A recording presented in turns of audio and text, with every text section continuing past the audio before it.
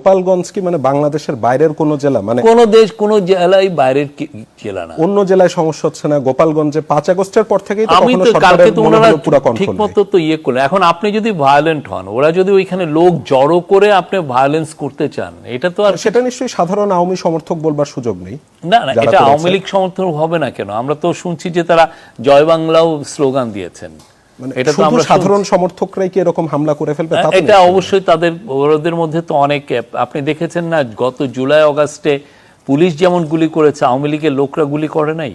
আপনি কত হাজার হাজার ছাত্রলীগের, তাহলে ওরা ওইখানে জড়ো হয়ে ওরা একই স্টাইলে, ওরা মনে করেছে হাসিনার আমলটা এখনো আছে, তারা ওই এক্সটেন্ডেড পিরিয়ডটাকে ভাবছে যে ওকে আমি গুলি করলাম, কেউ আমাকে কিছু করবে না।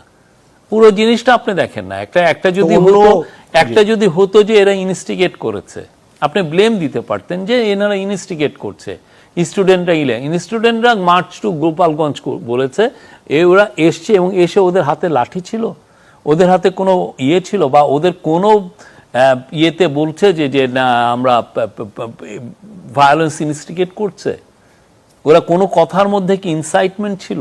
আমি তো শুনি নাই।